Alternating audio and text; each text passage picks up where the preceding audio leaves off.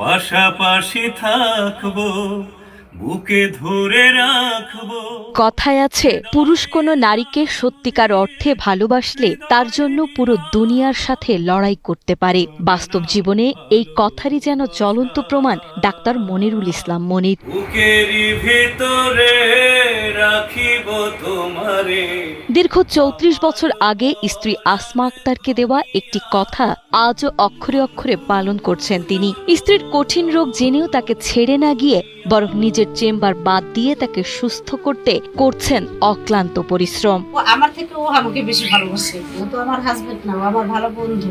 সেটা তো বললাম, আমার ভালোবাসার মানুষ।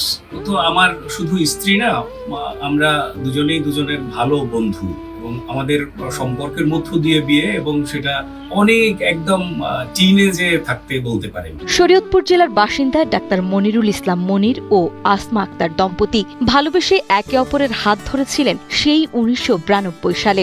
দীর্ঘ পথ চলায় জীবনের নানা টানা পড়েনেও তারা কখনো একে অপরের হাত ছাড়েননি। কিন্তু চলতি বছরের ২ মার্চ হঠাৎ করেই তাদের সুখের সংসারে ছন্দপতন ঘটে। আসমা আক্তার গুরুতর অসুস্থ হয়ে পড়লে ঢাকার একটি হাসপাতালে তার অপারেশন করা হয়। কিছুটা সুস্থ হয়ে বাড়ি ফেরার পর রোজার ঈদের মাত্র ২ দিন পরেই নেমে আসে চরম বিপর্যয়। ব্রেন স্ট্রোক করায় আসমার এক হাত এবং পা পুরোপুরি অবশ হয়ে যায়। আমার আম্মা যখন অসুস্থ হয়ে পড়েন, রোজার পরপরই অসুস্থ হয়ে যান। এরপরে আমার বাবা যেভাবে আমাদের পরিবারে বটবৃক্ষের মতো দাঁড়িয়েছিলেন, তিনি আমাদেরকে যেভাবে সময় দিয়েছেন, আমার আম্মাকে যেভাবে দেখভাল করেছেন, পৃথিবীতে থাকা অবস্থায় এর চেয়ে বেশি কিছু আর চাওয়ার নেই। শুধু স্ত্রী হলে সেক্ষেত্রে অনেকগুলো বিষয় থাকে, কিন্তু স্ত্রী যখন স্ত্রীকে ছাড়িয়ে তার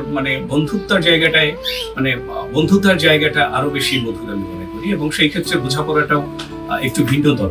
একজন ভালো স্বামীর আদর্শ যা আমার হাজবেন্ডের মধ্যে প্রত্যেকটি গুণে আছে। আর সুখে থাকার জন্য ভালো একটা মন দরকার, ভালো একটা মানুষ দরকার, সেটা আমি পেয়েছি।